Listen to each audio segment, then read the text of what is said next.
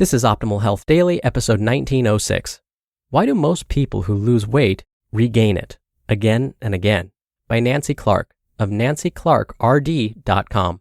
And I'm Dr. Neil, your host and narrator.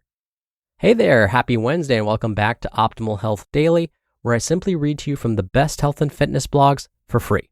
I cover fitness, nutrition, stress management, weight management, and lots more, just like an audiobook, but from a bunch of different authors, and always with permission from the sites, and always with a bit of my commentary at the end.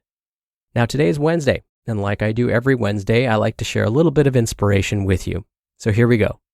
Quote, "What we do today, right now, will have an accumulated effect on all our tomorrows." Alexandra Stoddard. Now today I have another new author, and I'll tell you all about Nancy after the reading, but I wanted to be sure to thank Nancy for allowing us to read her content here on this podcast.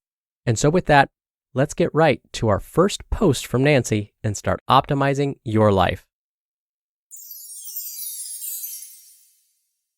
Why do most people who lose weight regain it again and again? By Nancy Clark of nancyclarkrd.com. I lost 10 pounds and vowed to keep them off, but no such luck. I'm so discouraged. I reached my goal weight, then boom, I regained it once I stopped dieting. This is my third time losing 40 pounds. If any of those stories sound familiar, you are not alone. Research suggests dieters tend to regain lost weight within 5 years, if not sooner. This includes many fitness exercisers and athletes who struggle to stay at their goal weight. If you get frustrated when you regain your hard lost weight, this article will help you understand why maintaining lost weight takes effort. Paul McLean, PhD, professor of medicine and pathology at the University of Colorado School of Medicine, has carefully studied weight regain in people with obesity. Note, this information is not intended for way too lean athletes with diagnosed eating disorders who need to appropriately restore their bodies to a normal, healthy weight. Dr. McLean notes 3 reasons why dieters regain weight: biology, behavior, and environment. 1. Biology. The body has a strong biological drive to regain lost weight, as noted with increased appetite and a slowed metabolic rate. As backlash from dieting, the body learns to store fuel very efficiently as fat. 2. Behavior. After 3 to 9 months, dieters tend to be less strict with their low-calorie diets. They often report hitting a weight plateau. Despite self-reported claims that they are diligently dieting, yet only maintaining weight, these dieters can become discouraged and less adherent. Note, diligently dieting anecdotes are hard to verify. And 3, environment. We live in an obesogenic environment with easy access to ultra-processed foods, a sedentary lifestyle, and chemicals that contribute to weight gain, which may include those found in upholstered furniture, pesticides, cosmetics, and who knows where else. Weight is far more complex than self-induced overeating and underexercising. When adding on exercise, some people lose weight and some gain weight. Exercise alone does not guarantee fat loss. Exercisers who lose weight tend to keep the weight off if they stick with their exercise program. High levels of exercise are linked with greater success. That's good news for those who train regularly. That said, a fine line exists between compulsive exercisers who exercise to burn off calories and athletes who train to improve their performance. Fear of weight gain can impact both groups. But questions do arise. Is weight maintenance more about being compliant with a restrictive eating plan than with exercising? Do those who comply with a strict diet escape weight regain? Are exercisers more likely to stay on their diet? And does exercise create metabolic adaptations that favor maintaining lost weight? Research with rodents. Finding answers to these questions is hard to do in humans because of biology, behaviors, and the environment. So, Dr. McLean turned to studying formerly obese rodents who had lost weight by being put on a diet and then were allowed to eat as desired for 8 weeks. Some weight-reduced rodents stayed sedentary, while others got exercised. Fancy cages accurately measured the rodent's energy intake and energy expenditure. Dr. McLean was able to see how many calories the rodents burned and if they preferentially burned carbohydrate, protein, or fat for fuel. The exercise-reduced obese rodents ate less than the sedentary rodents and they regained less weight. The exercise seemed to curb their drive to overeat, meaning they felt less biological pressure to go off the diet. With exercise, their appetites more closely matched their energy needs. Exercise promoted the burning of dietary fat for fuel. Hence, the exercise rodents converted less dietary fat into body fat.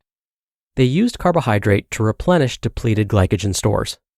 Note, carbohydrate inefficiently converts into body fat. That is, converting carbohydrates and also protein into body fat uses about 25% of ingested calories to pay for that energy deposition. To convert dietary fat into body fat requires only about 2% of ingested calories. Given the calorie burn of exercise plus the metabolic cost of converting carbs into body fat, the exercise rodents regained less weight. The sedentary rodents ate heartily and were content to be inactive. Their bodies efficiently converted dietary fat into body fat. They used carbs and protein to support their limited energy needs. They easily regained weight. The depressing news. When followed over time, the longer the rodents were weight reduced, the stronger their appetites and drive to eat. When allowed to eat as desired, they quickly regained the weight.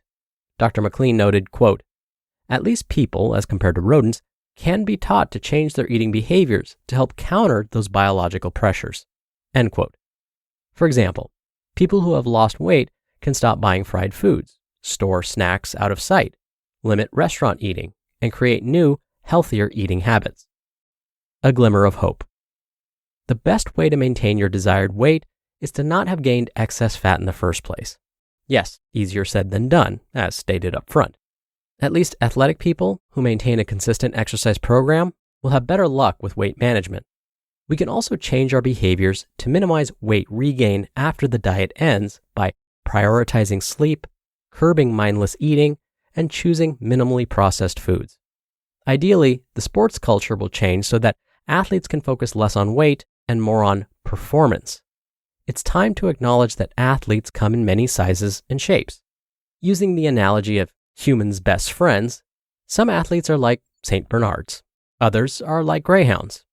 A starved St. Bernard does not become a greyhound, but rather a miserable and unhealthy St. Bernard. By fueling your genetic body type and focusing on how well you can perform, you can enjoy being stronger, more powerful, and still meet your sports goals with a healthier body. When being leaner comes with a lifelong sentence to food and exercise jail, if not injuries, you might want to think again and let your body do what your body wants to do. Weight is more than a matter of willpower. You just listened to the post titled, "Why Do Most People Who Lose Weight Regain It Again and Again?" by Nancy Clark of nancyclarkrd.com. Nancy Clark is an internationally respected sports nutritionist, weight coach, nutrition author, and workshop leader. She is a registered dietitian, or RD, who specializes in nutrition for performance, health, and the nutritional management of eating disorders.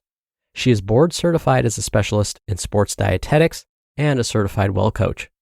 Nancy counsels both fitness exercisers and competitive athletes in the Boston area, and her sports nutrition guidebook is a popular resource, as is her online workshop. Visit Nancy online at nancyclarkrd.com for more. And again, thank you to Nancy for letting us share her work. Dr. Neil here for my commentary. Just a couple of weeks ago, I happened to be sharing this idea about weight loss and weight regain with my students.